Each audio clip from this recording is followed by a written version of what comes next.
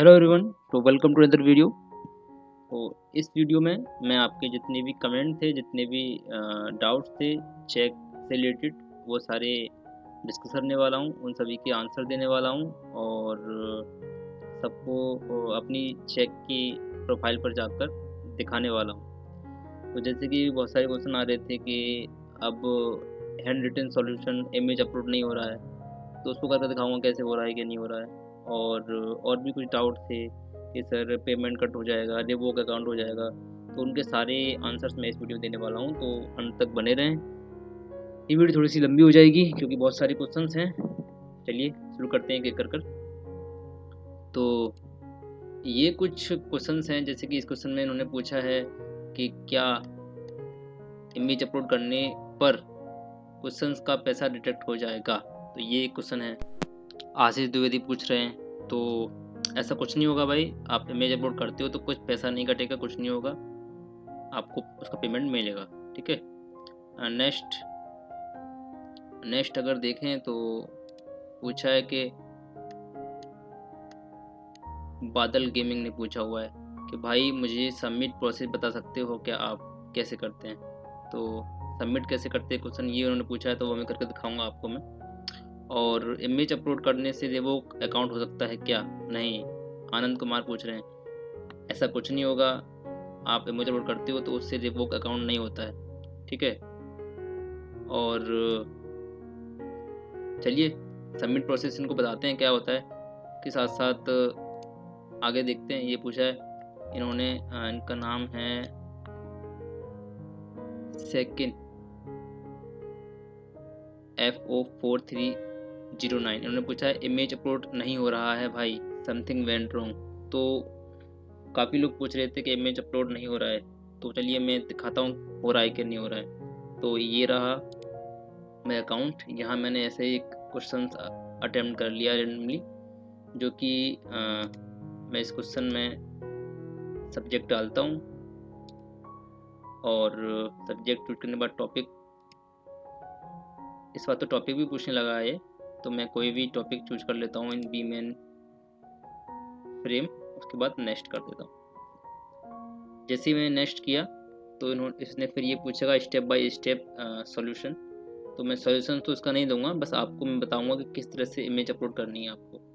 तो image upload करने के लिए आपको यहाँ ये देख सेक्शन दिखाया होगा इनर्ट इमेज, जैसे अब यहाँ पर क्लिक करो, तो यहाँ क्लिक करते ही जैसे अब यहाँ क्लिक करोगे तो यहाँ आपको वार्निंग आएगी, वो बोलेगा कि आपको टूल यूज करना है, और टूल यूज करने से आपकी अच्छी रेटिंग रहती है।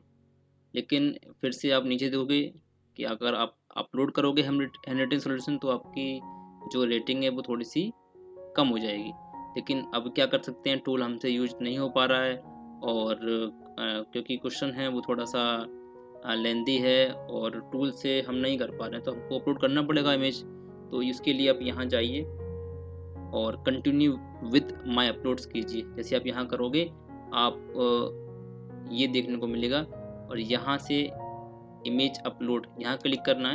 यहाँ क्लिक करते ही आप पहुँच जाओगे अपने यहाँ सेक्शन में। यहाँ पहुँचते ही आप कोई भी इमेज यहाँ से लेके यहाँ पर अपलोड कर सकते हो। तो मैंने एक नॉर्मल इमेज यहाँ से ले ली है और अपलोड कर दिया है।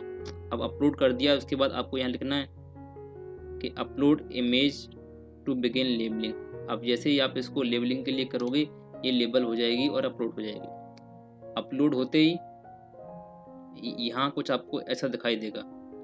अब ऐसा देख जैसे इमेज आपको ऐसे दिखाई देगी तो यहाँ लिखेगा इमेज अल्टरनेट कुछ भी, तो यहाँ आप कुछ भी डाल सकते हो, फर्स्ट सेकंड मान लीजिए पहली इमेज, तो फर्स्ट डाल देता हूँ और यहाँ सेव चेंज में कर देता हूँ। तो ये इमेज यहाँ अपलोड हो चुकी है। उसके बाद आप नेक्स्ट कर सकते हो। जैसे ही आप नेक्स्ट करोगे तो ये कह रहा है कि आपको और स्टेप ऐड करने चाहिए, कम से कम 2 स्टेप कर दीजिए जिससे कि हमारा सॉल्यूशन अच्छा रहे। लेकिन अभी तो मैं आपको डेमो दे रहा हूँ, तो आप जब रियल में सॉल्यूशन दें तो 1-2 स्टेप में दें अच्छे से। अभी मैं यहाँ नो कर देता हूँ क्योंकि मुझे और स्टेप ऐड नहीं करना है, और सीधे मैं नेक्स्ट पे आ जाता हूँ। नेक्स्ट में आते ही यहाँ लिख रहा है फाइनल आंसर, तो फाइनल आंसर यहाँ लिख रहा है, तो यहाँ आपको फाइनल आंसर लिखना है। ऐसे ही मैं कुछ भी लिख देता हूँ XYZ, जैसे मान लीजिए XYZ, और ABC, मैंने कुछ भी 2 से 3 वर्ड में मैं कुछ भी लिख देता हूँ फाइनल आंसर, और लिखने के बाद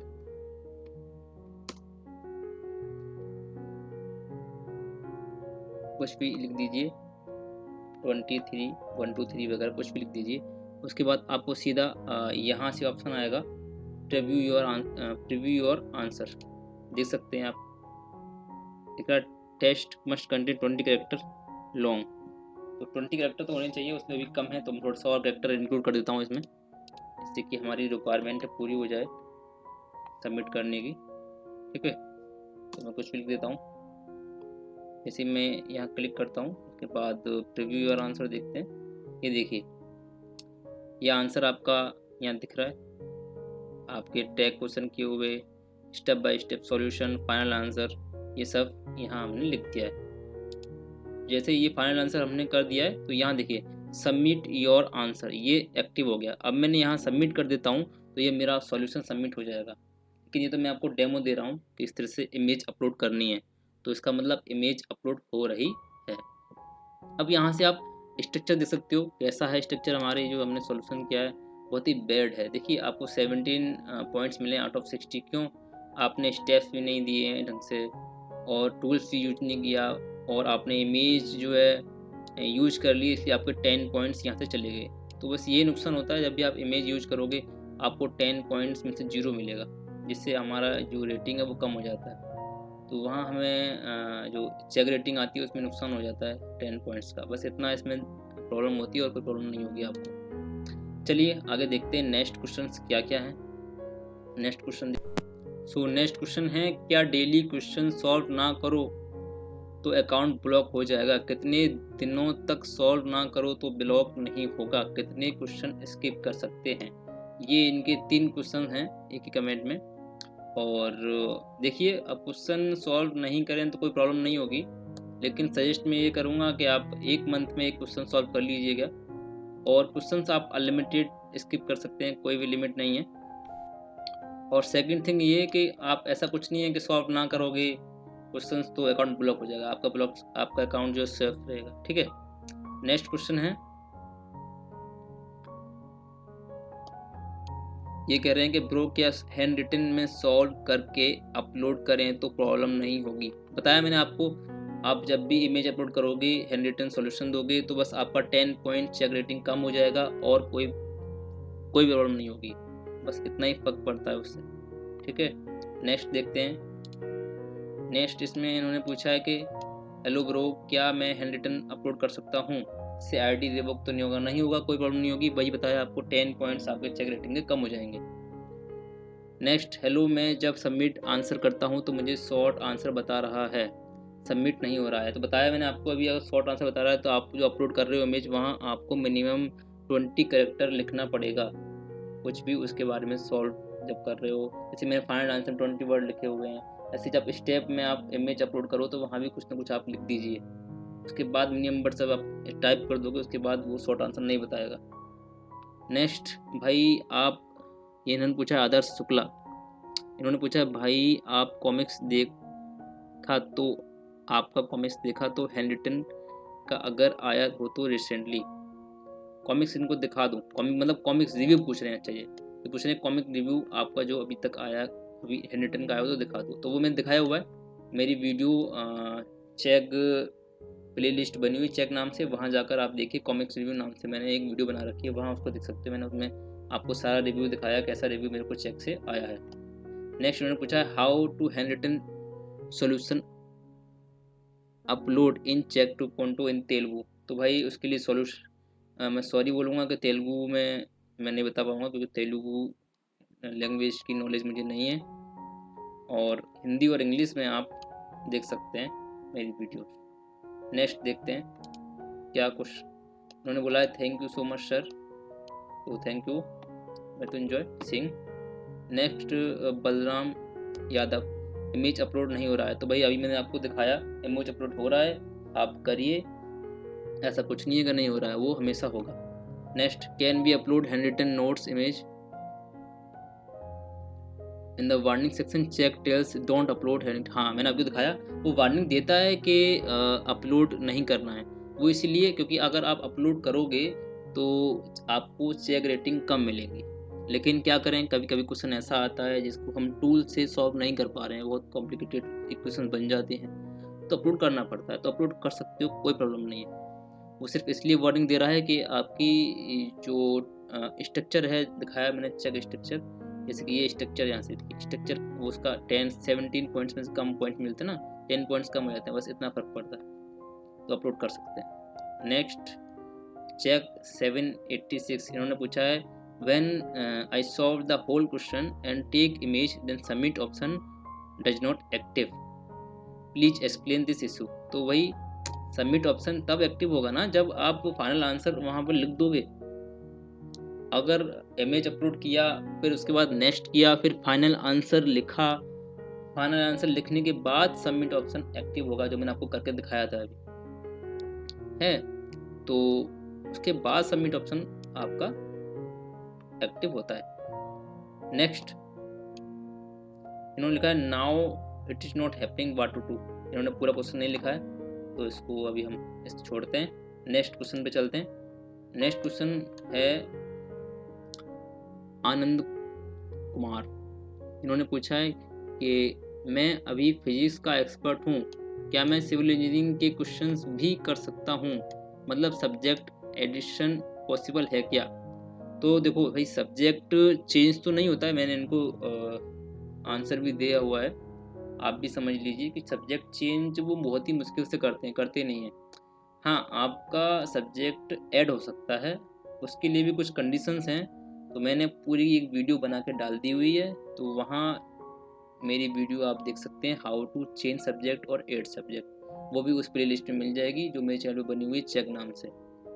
नेक्स्ट इन्होंने पूछा है thanks for your reply, your videos are very helpful, thank you भाई। इन्होंने आगे भी पूछा है I am 3rd year student of civil engineering, मेरे से चेक पर सिविल इंजीनियरिंग के क्वेश्चंस हो जाएंगे क्या, कैसे क्वेश्चंस आते हैं, इजी मीडियम और difficult in civil, please reply, thank you. देखिए भाई, क्वेश्चंस तो डिपेंड करता है आप कब सॉल्व कर रहे हैं, नाइट में सॉल्व करेंगे या ऐसे टाइम में सॉल्व करेंगे जब क्वेश्चंस का पीक होता है, जैसे कि एंड सेम होता है, बच्चों का सेमेस्टर चल रहा होता है, एग्जाम हो रहे होते हैं, तो उस वक्त ज़्यादा क्वेश्चंस आते हैं, उसमें क्वेश्चन कुछ सरल भी आते हैं और कुछ कठिन भी आते हैं। लेकिन नॉर्मली आप कभी भी सॉल्व करने बैठ जाओगे, दिन में बैठ जाओगे या फिर कभी भी, तो क्वेश्चन बहुत हाई लेवल के आते हैं, आपसे सॉल्व नहीं होंगे। बहुत क्वेश्चन अगर इजी आया भी तो बहुत लेंथी आएगा, आप उसको छोड़ दोगे, सॉल्व भी नहीं करोगे। तो मैं तो यही कहूँगा, तो आप फिजिक्स के एक्सपर्ट हो, फिजिक्स करते रहें। सिविल इंजीनियरिंग में आओगे तो फिजिक्स से बहुत ज़्यादा डिफिकल्ट क्वेश्चन मिलेंगे और लेंथी भी मिलेंगे। नेक्स्ट, जिस क्वेश्चन पे कोई क्वालिटी रिव्यू बैच ना हो, इन्होंने पूछा है CLS 4297 ने पूछा है जिस क्वेश्चन पर कोई क्वालिटी रिव्यू बैच ना हो उसकी पेमेंट मिलती है क्या। अच्छा, तो देखिए भाई, अगर वो कोई क्वेश्चन आप सॉल्व करते हो और चेक टीम उसको रिव्यू करती है और रिव्यू करने के बाद आपको बैजेज मिलते हैं और उन बैजेज में रेड मिलता है, तो उसकी पेमेंट आपको कट हो जाएगी। बाकी आपको कोई भी बैज मिले या फिर आपका रिव्यू क्वेश्चन हो ही ना, ऐसे ही छूट जाए, ऐसे ही रह जाए, तो सारे क्वेश्चंस की आपको पेमेंट मिलती है, कोई टेंशन लेने की ज़रूरत है नहीं। ठीक है, तो ये तो अच्छा है, अगर आपने क्वेश्चन सॉल्व किया और चेक ने रिव्यू नहीं किया फिर तो पेमेंट होना ही होना है, उसमें कुछ नहीं सोचना है। नेक्स्ट उन्होंने पूछा है कि how much time do they take to review our answer. तो इसका कोई प्रॉपर आंसर मेरे पास नहीं है। कभी कभी क्या होता है, वो आपने क्वेश्चन सॉल्व किया तो नेक्स्ट एक दिन बाद ही वो रिव्यू कर लेते हैं। कभी आपने क्वेश्चन सॉल्व किया तो उनको 3 दिन लग जाते हैं, कभी 1 वीक लग जाता है, कभी कभी 1 मंथ भी लग जाता है। हाँ, अगर आपने क्वेश्चन सॉल्व किया और उस क्वेश्चन को सॉल्व करने के बाद चेक ने रिव्यू नहीं लिया और आपको उस क्वेश्चन का पेमेंट भी आ गया नेक्स्ट मंथ और उसके बाद रिव्यू किया, तो फिर कोई प्रॉब्लम है नहीं, रिव्यू कुछ पेमेंट आपको आ चुका है, अब वो रिव्यू तो करे या ना करे कुछ फर्क नहीं पड़ता। ठीक है, तो अगर रिव्यू आना होता है तो विदिन 7 डे आ जाता है। ठीक है, नेक्स्ट इन्होंने पूछा आदर्श शुक्ला, थैंक यू बोल रहे हैं, थैंक यू भाई। आनंद कुमार सौर्य फिर से इन्होंने पूछा है थैंक यू, येलो वाले क्वेश्चन की पेमेंट मिलती है क्या? नहीं, वही मिलती है, सिर्फ जो बैजेज रेड आते हैं उस पर नहीं मिलती भाई, सब पे मिलती है। नेक्स्ट आनंद कुमार ने फिर से पूछा है, ये तो पुराना ही क्वेश्चन है पीछे। नेक्स्ट आगे चलते हैं। ये पूछा है PW123 ने, इन्होंने पूछा है ये कैसे पता चलेगा कि हमने जो आंसर अपलोड किया है वो राइट है या रॉन्ग है? तो देखो, इसके तो एक ही तरीका है, या तो जो चेक रिव्यू करते हैं वो चेक का रिव्यू आ जाए और आपको ग्रीन या येलो मिल जाए तो आपका सेटिस्फाई क्वेश्चन है, और रेड आए तो कुछ प्रॉब्लम है। लेकिन फिर भी आपको जानना है कि सही है या गलत है। तो अगर उन्होंने रिव्यू नहीं किया तो आपको कुछ फर्क पड़ता नहीं है कि मेरा सॉल्यूशन सही है गलत है। फिर भी मैं आपको सजेस्ट ये करूँगा कि आप क्वेश्चन वही सॉल्व करें जो आपको लगता है कि आप सही कर रहे हैं, ठीक है। और तो कोई तरीका है नहीं इसको जानने का कि आपने जो सही किया है वो सही है या गलत है, ठीक है। अगर रिव्यू आता है तो पता चल जाएगा, रिव्यू नहीं आता है तो नहीं पता चलेगा, और नहीं आएगा तो आपके लिए अच्छा ही है, आपको पेमेंट तो मिल ही जाएगी। नेक्स्ट इन्होंने पूछा है भाई हमें 100% सेफ स्कोर मिला है, इसका मतलब मेरे आंसर राइट हैं या फिर कुछ दूसरा मतलब है इसका, प्लीज़ थोड़ा बताएं क्योंकि मेरा अकाउंट ओपन हुए अभी 10 डेज हुआ है। तो ये अभी न्यू इन्होंने अपना अकाउंट ओपन किया है, तो ये इनको थोड़ा सा प्रॉब्लम हो रही है जानने में सारी चीज़ें।